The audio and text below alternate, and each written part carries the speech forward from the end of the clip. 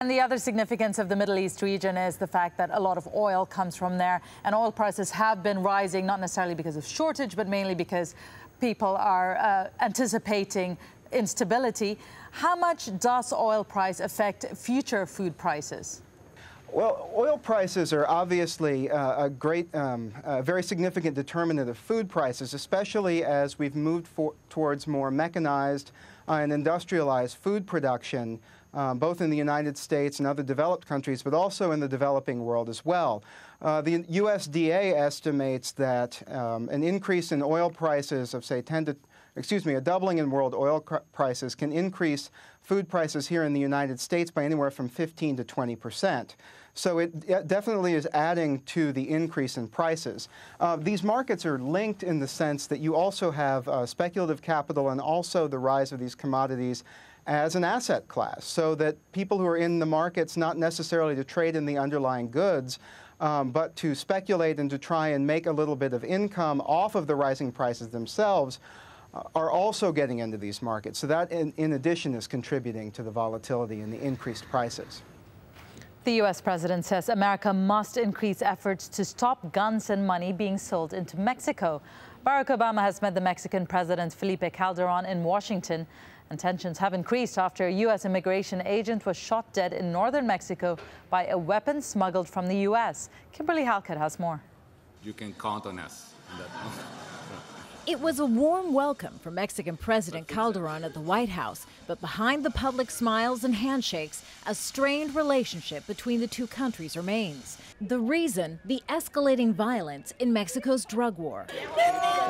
Calderon criticized the United States for not doing enough to help his country fight organized crime groups responsible for the violence. He blames the U.S. for turning a blind eye to weapons seeping south across its border and not doing enough to stop U.S. demand for illegal drugs. Thousands of military officers and police have fallen in the line of duty in Mexico. To these deaths, we add the death of Jaime Zapata. Jaime Zapata is the U.S. immigration agent killed reportedly with a gun purchased in the United States. The White House wants the alleged killer tried in the U.S. Appearing on Capitol Hill, the Homeland Security Secretary reassured lawmakers that would be the case. Is it the administration's position that we will be seeking extradition into the United States? That's very good news. Mexico wants assurances the U.S. would not seek the death penalty if the suspect is convicted. But the White House acknowledges it shares responsibility for the wider drug problem. I reiterated that the United States accepts our shared responsibility for the drug violence. The U.S. acknowledgement of its role in the cross-border drug problem is being viewed as a step forward. The question is, are they doing enough to reduce consumption? Are they doing enough to stop the trafficking of weapons? The U.S. is giving Mexico more than $1 billion a year to help them fight the drug cartels. Washington hopes this will help turn down the temperature in its often heated relationship with an ambivalent neighbor. Kimberly Halkett, Al Jazeera, Washington. German security officials say a man accused of killing 2 U.S. airmen on Wednesday has confessed to targeting Americans. But they say he does not appear to be a member of any organized group. The 2 men were killed and another 2 wounded when a gunman opened fire at a Frankfurt airport on a bus carrying U.S. servicemen. A 21-year-old suspect, identified as an ethnic Albanian man from Kosovo, is being held in a German prison. The Organization for Security and Cooperation in Europe, the OSCE, has condemned Turkey for arresting 6 journalists over a suspected plot to overthrow the government. The arrests follow a 3-year investigation into an ultra-nationalist group. The OSCE says Turkish authorities are intimidating the journalists and want their immediate release. Julian Assange's lawyers have lodged an appeal against a British judge's ruling to extradite the WikiLeaks founder to Sweden to face questioning on sex crime allegations. The appeal process could take some months. No date has been set for the hearing. Rupert Murdoch's media empire looks set to grow after the British government's approved News Corporation's $20 billion takeover of the satellite broadcaster B-Sky B. News Corp already owns 39% of the business and 4 newspapers in the UK. As pressure mounts on Italian Prime Minister Silvio Berlusconi's government, the woman at the center of his sex scandal is taking on a new role. The woman known as Ruby has been turning heads at the Vienna Opera Ball. Imran Khan has more. She's the belle of the ball, known simply as Ruby, her stage name. Karima El Makhroug is now a celebrity in her own right, holding court with stars of stage and screen. But her rise to fame hasn't been without controversy. The Italian Prime Minister, Silvio Berlusconi, is alleged to have had an intimate relationship with a woman and is facing charges of paying for sex with an underage prostitute. She was then 17 years old. They're charges that she denies. For a coming-out ball, Ruby could not have picked a more opulent forum. The Vienna Opera Ball is one of the highlights of the world's social calendar. And she's the guest of a 78-year-old construction magnate, Richard Lugner, seen here raising his top hat. His past dates have attracted controversy. Hotel heiress and socialite Paris Hilton was one of them. But as dates go, Ruby looks likely to outdo them all. If the Italian Prime Minister is found guilty, it'll bring down the country's government.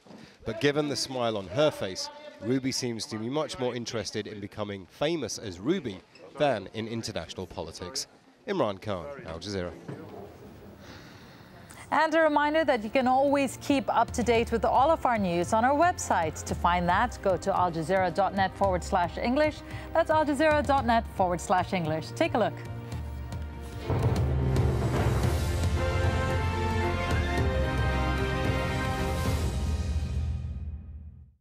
The relocation of the Ahmadiyya has magnified the issue of religious intolerance in Indonesia.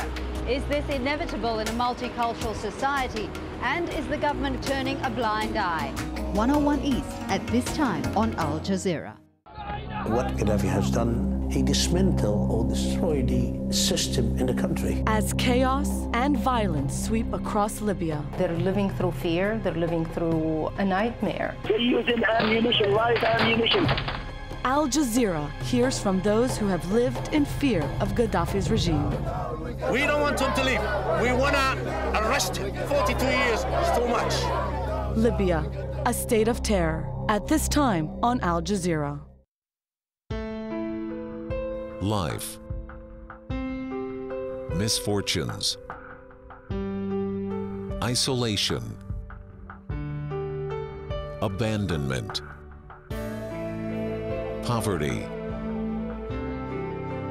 are battlefields which have their heroes. Obscure heroes. Sometimes greater than the illustrious heroes.